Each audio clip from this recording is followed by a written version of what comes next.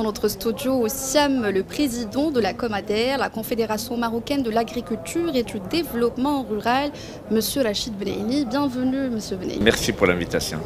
Puisque l'on est dans la durabilité et de la résilience, comme vous le savez, pour cette édition du SIAM, j'aimerais en profiter pour parler de la question de l'eau agricole, mais surtout de son export. Égard justement au contexte de sécheresse que nous connaissons depuis des années maintenant. On sait que le Maroc, et là je vais citer des chiffres qui ont été d'ailleurs dévoilés lors de la précédente édition du SIAM, le SIAM 2023, que le Maroc n'a exporté que 5,2% de son eau agricole sur la période 2012-2019. Mais la situation hydrique, elle s'est dégradée depuis. Est-ce que selon vous, le Maroc, au jour d'aujourd'hui, est-ce que le Maroc n'exporte pas trop d'eau alors que cette substance, elle se fait de plus en plus rare? Déjà, je vous remercie pour l'invitation et ça me permettra de mettre le point sur des données, des chiffres qu'on doit bien analyser. Effectivement, le Maroc exporte de l'eau, mais il importe de l'eau. Je pense que la Banque mondiale a bien parlé de ce sujet-là. Je pense que tout le monde sait que ce que nous importons est 10 fois plus que ce que nous exportons. Maintenant, reste à savoir, est-ce qu'on peut se permettre encore d'exporter cette eau? On ne veut pas. C'est un choix à faire. C'est un choix c'est une décision qui ne revient pas à l'agriculteur, c'est une décision qui peut revenir à la politique générale du gouvernement, de l'État même. Cette l'eau qu'on exporte, il faut peser. C'est vrai qu'il y a de l'eau, et c'est des mètres cubes d'eau qui sont exportés, c'est vrai, mais il faut voir d'où est-ce qu'elle vient cette eau-là. Cette eau-là, ça nous permet de faire travailler des milliers et des milliers de personnes. On se focalise beaucoup sur des produits qui sont exportés. Qu'est-ce que ça représente exactement? Si on prend les fruits rouges, la tomate, le melon et l'avocat, avec ces 4 produits, on est à une surface quelque chose comme 30 000, 35 000 hectares au maximum. Là, parce que le problème hydrique au Maroc, il se pose pour les 8 millions d'hectares, pas pour les 30 000. Si on se focalise sur 30 000, je pense qu'on a tout loupé. On a vraiment loupé. Si on cherche vraiment à résoudre le problème, on doit le résoudre en entier. Parler des 8 millions, qu'est-ce qu'on doit faire? Parler de l'ensemble des 8 millions d'hectares, les 1 500 000 exploitations au Maroc. Tout ça, les 30 000, ça représente quoi? Ça représente 200 000 exploitations maximum. Il n'y en a pas. Mais il faut parler des 1,5 million. C'est ça. Donc, on s'est focalisé trop sur quelque chose et on est en train de laisser l'essentiel. Donc, et maintenant, si on revient carrément, alors maintenant, si on vous retrait dans ces détails de cette exploitation, je veux vous dire que quand on produit, et ça, je l'ai déjà dans une interview, on parlait de la tomate qui consommait 150 litres d'eau. J'ai dit, ben d'accord, consommer 150 litres d'eau et laisser la tomate. Ne produisez pas la tomate, mais on a besoin de la tomate. Et on a besoin de la tomate et nous ne sommes pas responsables de 150 litres d'eau.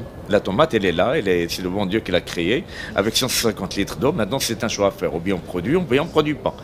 Maintenant, le deuxième choix, ou bien on exporte, ou on n'exporte pas. Est-ce que vous savez qu'un hectare de tomates fait employer quelque chose comme 7 personnes?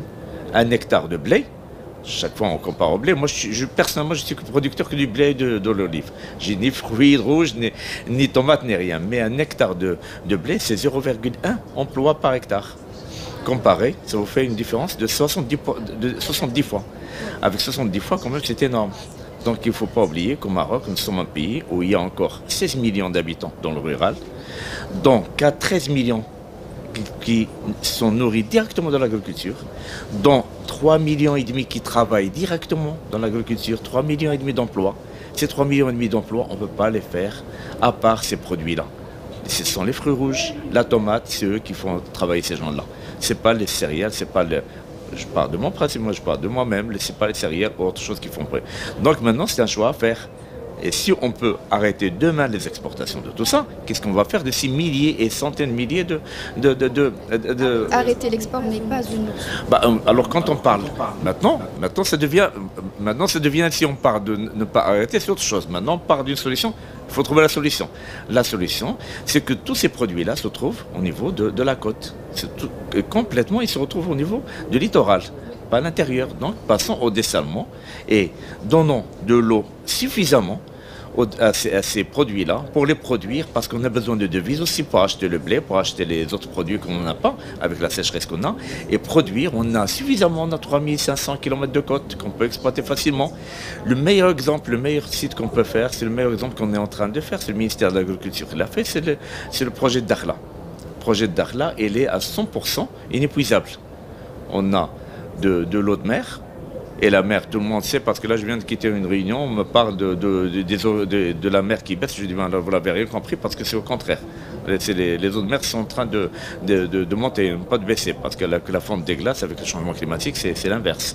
Maintenant, passons, il y a l'eau de mer, le dessalement se fait par éolien et par photovoltaïque, donc il y a tout est renouvelable, il n'y a pas de perte. C'est là, c'est ce genre de projet qu'il faut multiplier. On a toute la côte pour le faire. Et ça, on peut exporter, on peut faire travailler la main-d'œuvre, c'est ça ce qu'on doit faire.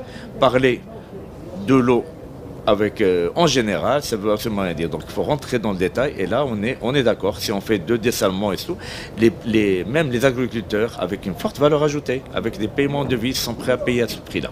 Il n'y a pas de problème. J'ai une petite question à vous poser. On vient de parler des filières, des cultures qui sont hautement consommatrices de l'eau, notamment l'avocat, la pastèque, mais qui ne rentrent pas forcément dans l'alimentation principale des Marocains. Est-ce que ces filières-là, est-ce qu'elles paient le juste prix de l'eau qu'elles devraient payer ? Je n'arrête pas de dire la même chose. Le prix, ils sont aujourd'hui, peut-être qu'ils ne payent pas le prix qu'il faut payer. C'est sûr, je suis d'accord, je suis entièrement d'accord. Parce que là, mais aujourd'hui, si on part de l'avocat, ben moi, je dis la même chose, je continue à dire la même chose. Il faut faire de l'eau dessalée pour ces gens-là. Et il n'y a pas de problème. Ils vont payer au prix qu'il faut. Il n'y a pas de problème. Ils n'ont pas besoin de subventions.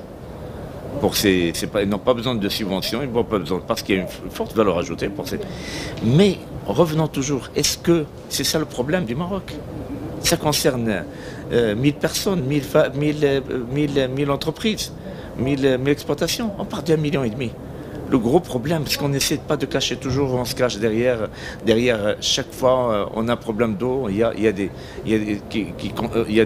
des produits comme ça. Mais le total, qu'est-ce que ça représente? Le problème, c'est le reste du Maroc. C'est comment on est en train de produire de là.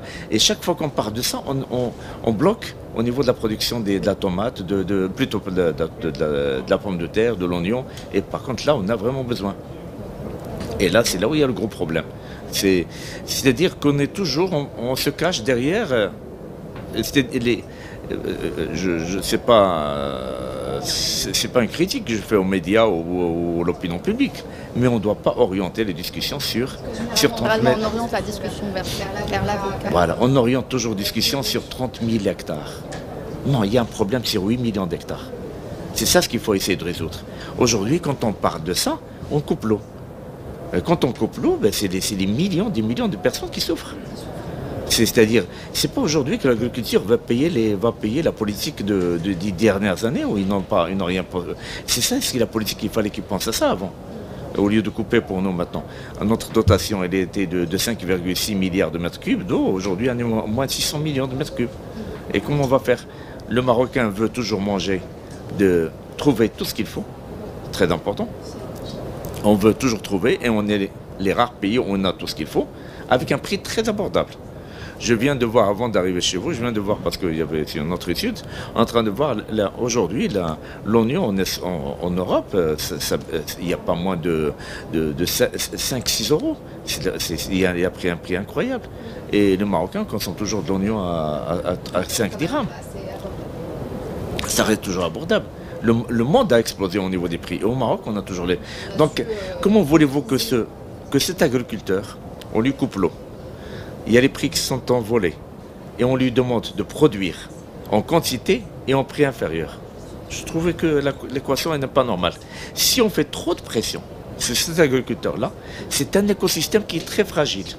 Aujourd'hui, tous les agriculteurs sont en train de perdre de l'argent. On risque de fragiliser et de faire tomber complètement un écosystème.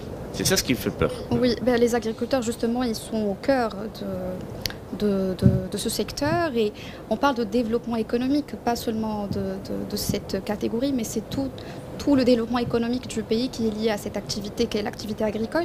Ma dernière question à vous, Monsieur Benelli, quelles seraient les mesures à privilégier pour une meilleure gestion de l'eau agricole qui s'impose quand même, eu égard à ce contexte, pour réconcilier développement économique mais aussi préservation de l'eau? C'est la question dont j'ai répondu tout à l'heure, c'est-à-dire toute la côte doit être alimentée par le dessalement. Dessalement tout en utilisant pas ce qui se passe en Choucaïsbaha par exemple, parce que c'est un projet qui a été fait il y a déjà maintenant 4 ans, donc non, c'est ça, on l'a lancé en 2020 avec le président de Sa Majesté, ça fait quand même 4 ans, et il a été fait par des énergies fossiles. Maintenant il faut passer à l'énergie renouvelable et utiliser toute la côte. Il y a un potentiel très important. Il y a un exploit très important et laisser l'eau à l'intérieur du continent, la laisser pour notre production à l'intérieur du continent et en même temps bien sûr pour l'eau potable. Merci beaucoup Monsieur Benelli pour cet échange très intéressant, très fructueux. Merci encore une fois d'avoir répondu à l'invitation de Mediapart. C'était un plaisir. Plaisir partagé, merci.